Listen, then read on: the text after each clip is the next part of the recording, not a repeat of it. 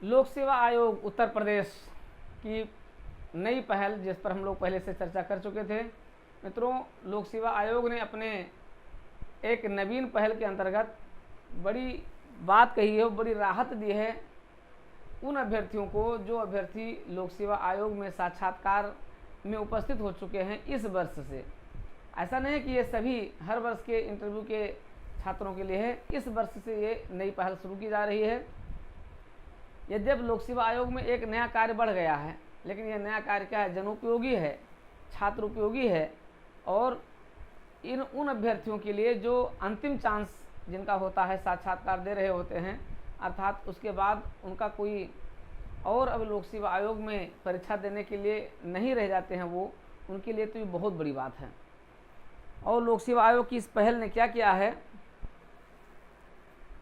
एक विज्ञप्ति जारी की गई है 15 मई 2023 को, यानी आज ये विज्ञप्ति जारी की गई है लोक सेवा आयोग द्वारा कि ऐसे मेधावी अभ्यर्थी जो यूपीपीसीएस की परीक्षा में साक्षात्कार तक पहुँचे हैं और अंतिम रूप से चयनित नहीं हो पाए हैं, उनके भविष्य को ध्यान में रखते हुए और उनके प्राप्तांक और विवरण का एक डाटाबेस तैयार किया जा रहा है। और ये डाटाबेस ऐसी संस्थाओं को, ऐसे विभागों को, ऐसी कंपनियों को, ऐसे कारपोरेट क्षेत्र के लोगों को, घरानों को उपलब्ध कराया जाएगा जो योग्य अभ्यर्थी को प्राप्त करने के लिए इच्छुक हैं। इसका मतलब ये हुआ कि ऐसे अभ्यर्थी जो साक्षात्कार दे चुके हैं और उनका चयन नहीं हुआ है, और अगर वो चाहें, अगर उनके पास उनकी एज बची हुई है, उनके अगर ऑप्शन बचे हुए हैं, तो वो जा कर के अभी दे सकते हैं, लेकिन वो निजी क्षेत्र में भी अब क्या करेंगे, रोजगार के हकदार हो जाएंगे। तो ये बड़ी पहल, एक बड़ी बात है। देखिए, इसके दो पहलू हैं। एक तो बड़ा पहलू ये है कि ऐसे अभ्यर्थी जो अंतिम चांस वाले हैं उनको थोड़ी सी राहत मिल जाएगी, उनको निजी क्षेत्र में नौकरी मिल सकती है या किसी दूसरे सरकारी विभाग में भी नौकरी मिल सकती है। मतलब कोई दूसरा सरकारी विभाग भी लोक सेवा आयोग से चयनित किए गए इन अभ्यर्थियों के लिए अपना क्या कर सकता है, अपना द्वार खोल सकता है। तो ये निश्चित रूप से एक अच्छी पहल है।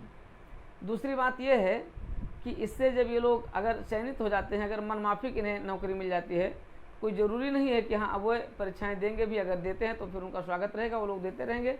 लोक सेवा आयोग ऐसी किसी बंदिश से नहीं जोड़ा है उनको। तो ये भी इस दिशा में क्या है, एक बड़ी महत्वपूर्ण पहल है, बड़ी सकारात्मक पहल है। तो निश्चित रूप से मित्रों, इससे लोक सेवा आयोग की साख बढ़ेगी। लोक सेवा आयोग की साख इस रूप में बढ़ेगी कि लोक सेवा आयोग के जो इनोवेशन हैं, ये इनोवेशन अभ्यर्थियों के हित में है।